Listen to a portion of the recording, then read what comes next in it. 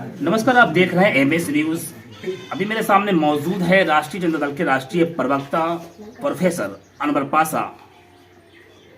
24 का ये आखिरी साल है और आखिरी महीना है और 25 की चुनावी तैयारी को लेकर कहीं न कहीं सभी पार्टियां अपने स्तर से लगातार क्षेत्र का भ्रमण कर रहा है।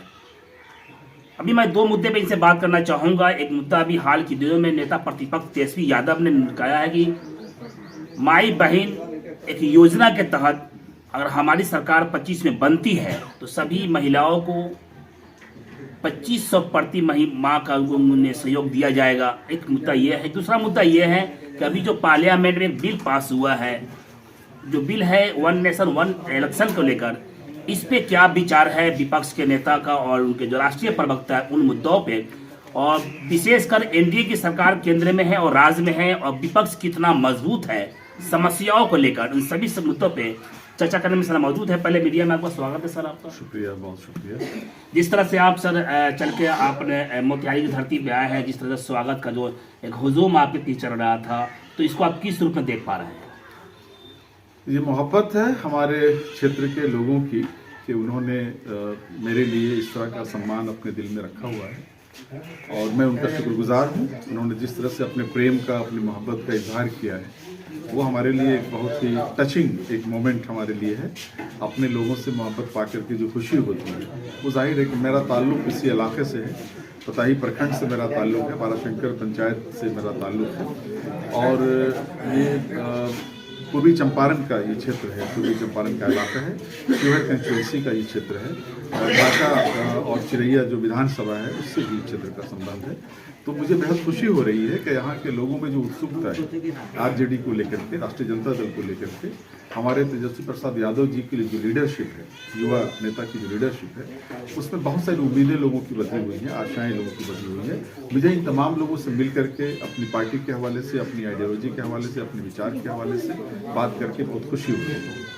बहुत कम समय लेके आप क्षेत्र भ्रमण पर निकले हुए हैं और मोतिहारी, शिवहर, सीतामढ़ी जो अन्य जिला आपको दिया गया है, कुछ वहाँ का फीडबैक लेने के लिए 25 की चुनावी तैयारी तो नहीं लग रहा है आप लोग?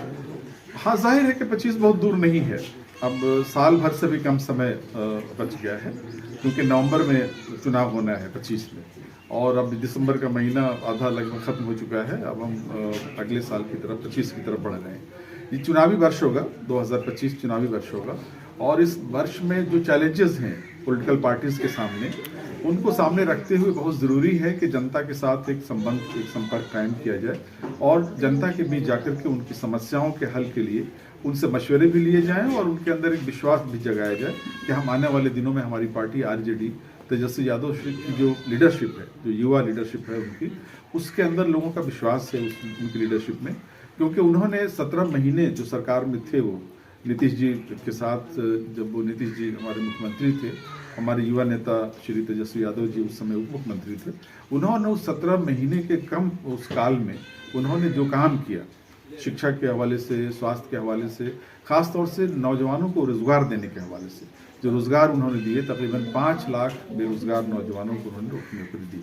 ये एक बड़ा काम है, एक बड़ा रिकॉर्ड था। उसकी वजह से रोजगार के हवाले से युवाओं में एक विश्वास जगा है और उसी विश्वास को हम चाहते हैं कि कायम रखते हुए आगे के लिए भी प्लानिंग की जाए। हमारी पार्टी ने प्लानिंग की है, योजना बनाई है कि कैसे हम हर क्षेत्र में, सिर्फ शिक्षा के क्षेत्र में नहीं, स्वास्थ्य के क्षेत्र में भी और तमाम दूसरे क्षेत्र में भी युवाओं को हम जोड़ें, उनके विश्वास को और मजबूत करें, उनके समस्याओं को हल करें और रोजगार के मौके, रोजगार के अवसर हम हासिल करें। अब एक बिल पास हुआ है पार्लियामेंट में वन नेशन वन इलेक्शन को लेकर, इसे विपक्ष से क्या रोक है?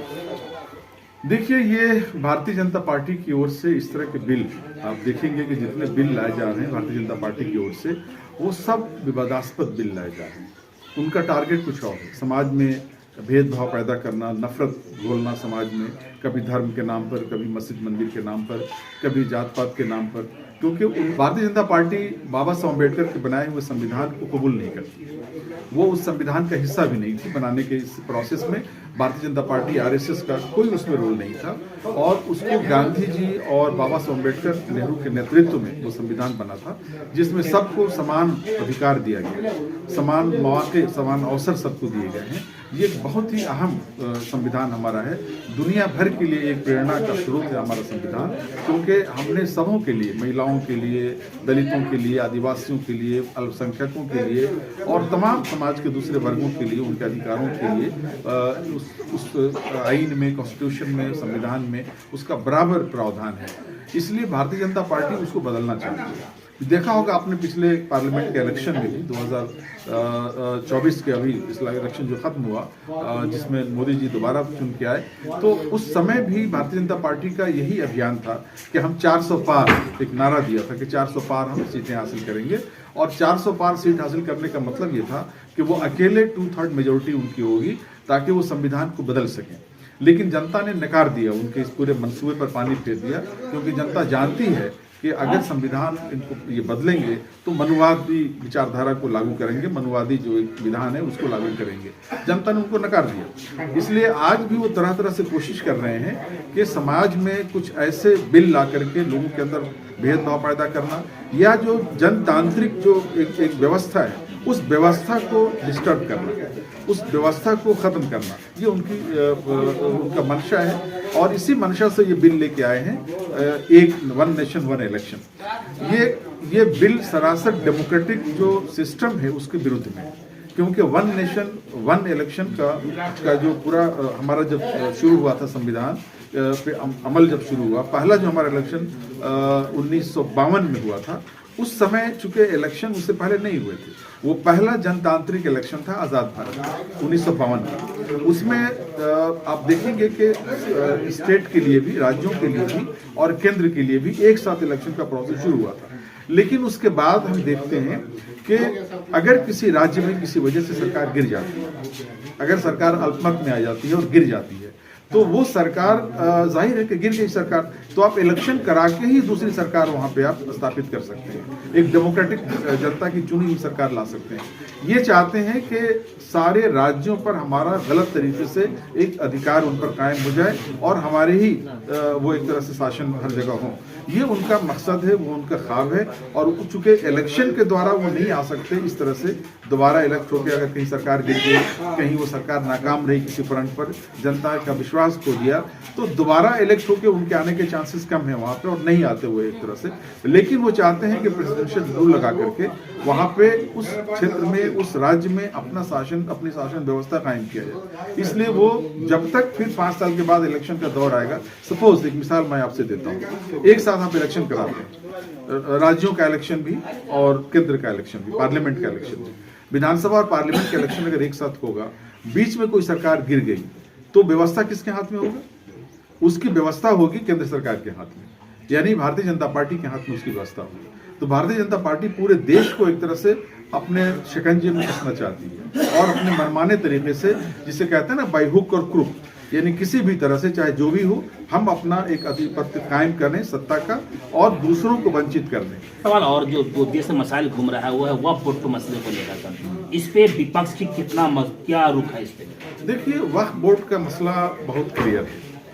वक्फ बोर्ड एक मुस्लिम संस्था है, मुसलमानों की एक संस्था है, एक संवैधानिक संस्था है, एक कानून के तहत उसको बनाया गया है, संविधान के अंदर उसका प्रावधान है और उसी के तहत बनाया गया था। और वो क्या है, अगर हमारे पास 10 बीघे जमीन है, हम उसमें से अगर 1 बीघा कब्रिस्तान के लिए या मस्जिद के लिए या स्कूल खोलने के लिए या मदरसा खोलने के लिए, यतीमखाना बनाने के लिए, अस्पताल बनाने के लिए, हमने उसमें से 1 बीघा दे दिया, हमने उसको वक्फ कर दिया, हमने उसको दान कर दिया कम्युनिटी के फायदे के लिए।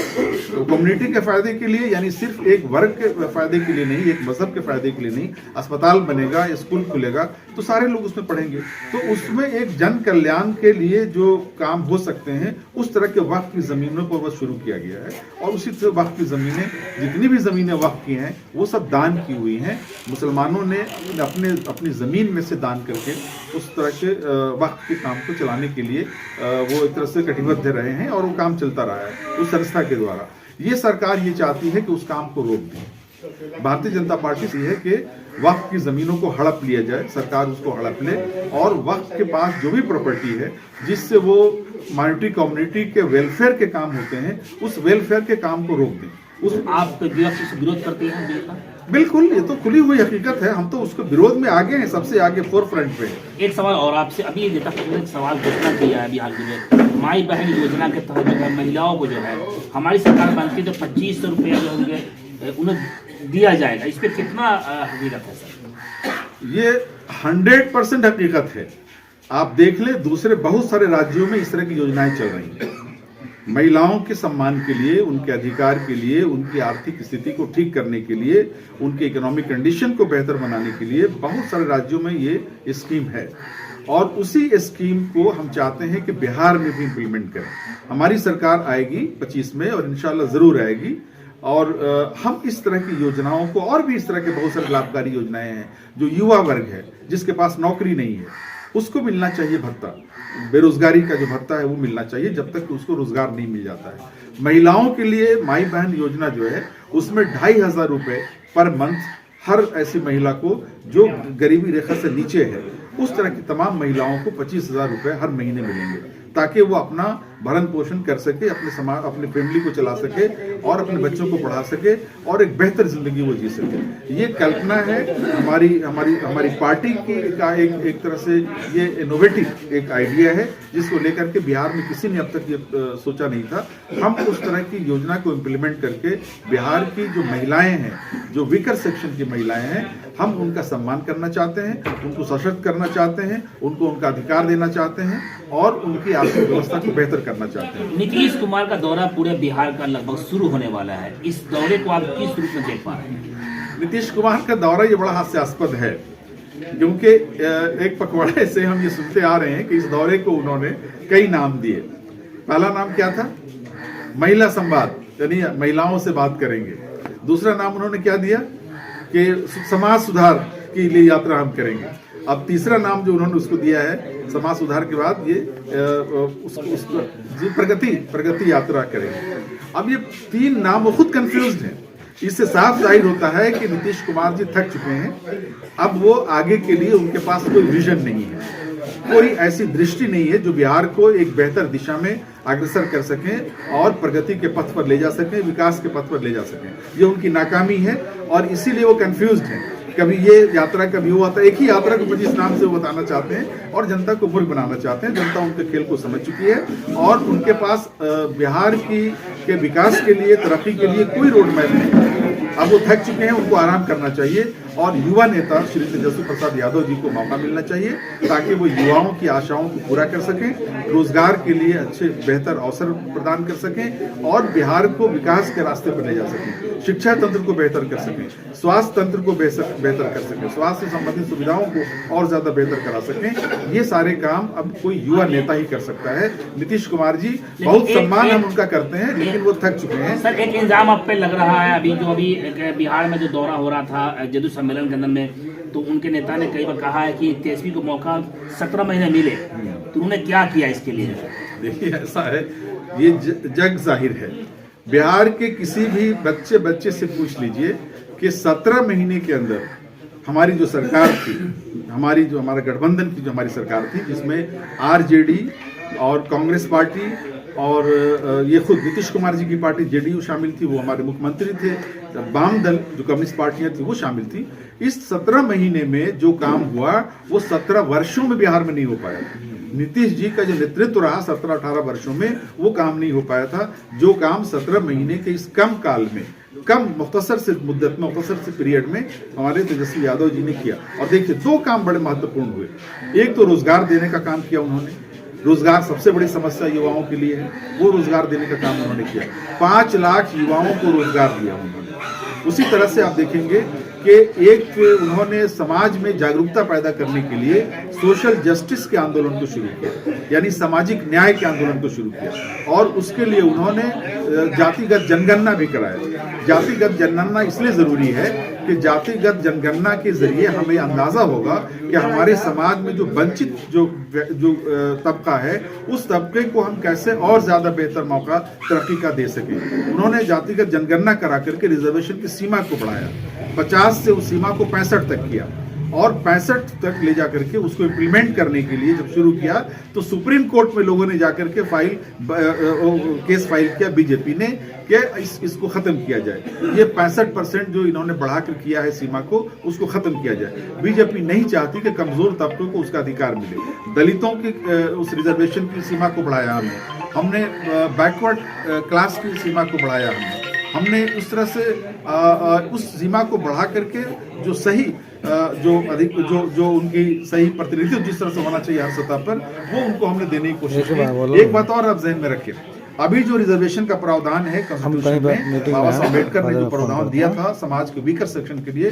कमजोर तबके के लिए, वो प्रावधान, उस प्रावधान का डेटा जो है रिजर्वेशन की जो सीमा तय की गई वो 1931 के सेंसस की बुनियाद पर, कास्ट सेंसस की बुनियाद पर, जातिगत जनगणना अंग्रेजों ने 1931 में करवाया था, उसी के डेटा पर आधारित है ये रिजर्वेशन की सीमा, जो बहुत कम है। उस समय संख्या बहुत कम थी दलित वर्ग की, ओबीसी वर्ग की बहुत ही कम थी उसकी संख्या।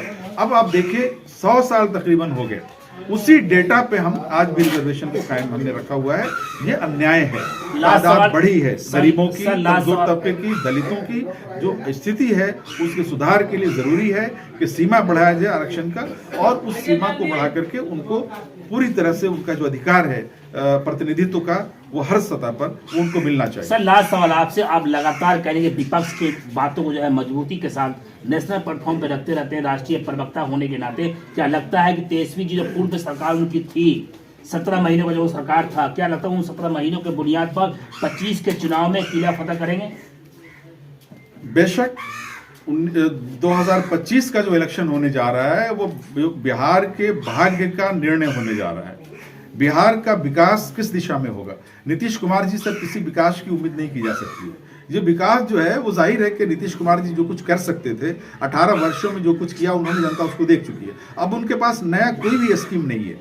25 में हम आएंगे और हम एक नए विश्वास के साथ जनता की जो समस्याएं हैं उन समस्याओं को हल करने की कोशिश करेंगे, और उसमें इसलिए उम्मीद जगती है, जनता का विश्वास इसलिए आरजेडी के अंदर ज्यादा है, राष्ट्रीय जनता दल के अंदर ज्यादा है, तेजस्वी प्रसाद यादव जी के नेतृत्व में जनता का विश्वास ज्यादा है। वो सिर्फ इसलिए है कि उन्होंने 17 महीने की अपनी सरकार में जो कारनामे अंजाम दिए, जिस तरह से युवाओं को रोजगार देने का काम किया, जिस तरह से उन्होंने कास्ट सेंसस करवाया यानी जातिगत जनगणना करवाया, रिजर्वेशन की सीमा बढ़ाई, उन सब चीजों को देखते हुए गरीब तबके में, दलित तबके में, पिछड़े वर्गों में, आर्थिक रूप से कमजोर तमाम दूसरे जातियों के लोगों में एक विश्वास पैदा हुई है कि बिना किसी भेदभाव के हमारा जो यूथ है इस देश का वो आगे बढ़ सकता है, उसको अवसर मिल सकते हैं, रोजगार के अवसर मिल सकते हैं। ये एक विश्वास जनता में है, और उसी विश्वास को सामने रखते हुए हम पूरे विश्वास के साथ ये कहते हैं कि हमारी सरकार बनेगी